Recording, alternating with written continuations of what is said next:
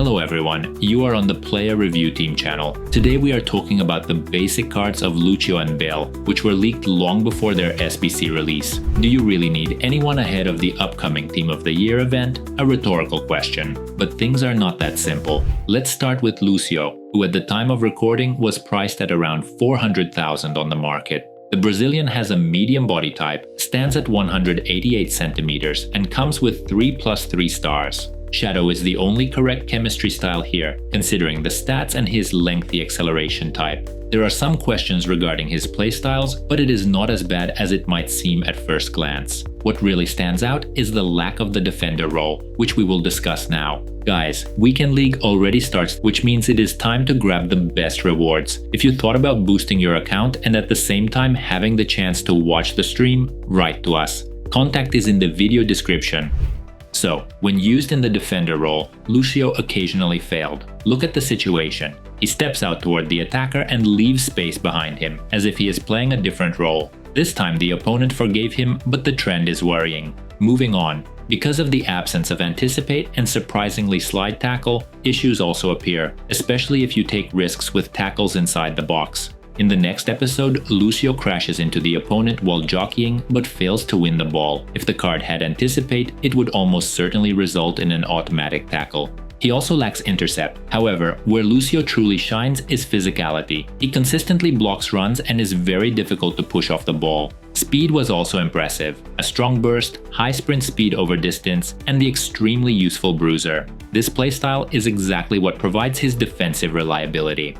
In simple terms, if you do not use advanced defending, Lucio is not for you. If you do, then it might be worth considering not crafting him but buying him later, when his price drops to around 200,000 and he fits into a good evolution that fills the missing playstyles. Even now, the card did not cause any negative impressions. For example, while jockeying, he feels quite mobile, despite the lack of certain playstyles. Again, besides decent pace, block often saves him, a playstyle without which it is almost impossible to compete right now. And his not very tall height is easily compensated by aerial fortress, making him almost unbeatable in aerial duels. Additionally, Lucio performs well on R1. During second man press, he aggressively attacks the opponent. The key is to time it correctly so he does not overcommit. Final verdict on Lucio. He is genuinely a good defender even in his current state, but he objectively lacks playstyles and roles. That said, he has excellent physical and pace stats, plus a solid body type. We see no reason to complete his SBC right now.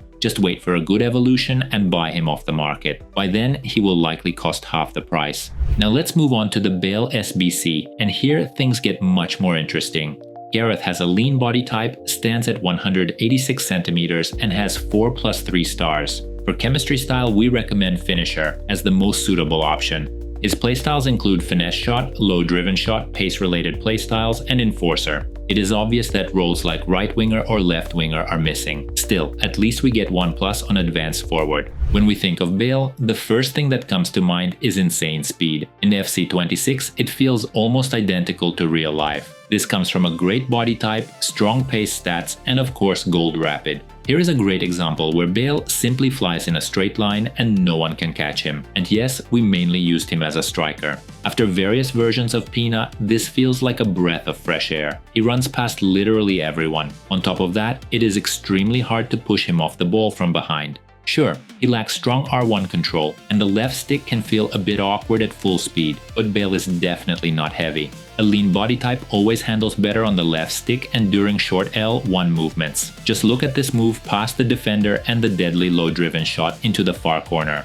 Of course, good gameplay matters, but even in smooth gameplay, we like him more than rare Mbappe. Yes, Mbappe has skill moves, but Gareth has a better left stick, especially with short L1. Bale almost feels like he has first touch, and on Finisher, his left stick feels genuinely pleasant. Again, his strong body and tall frame often overpower fullbacks and even central defenders. More importantly, Bale resists shoulder challenges very well, just like in this episode, which instantly reminds us of the legendary moment against Bartra. For us, Bale is remembered for his top-tier long shots, not only on the golf course but on the football pitch as well. Here is a great example of a direct long shot from Gareth.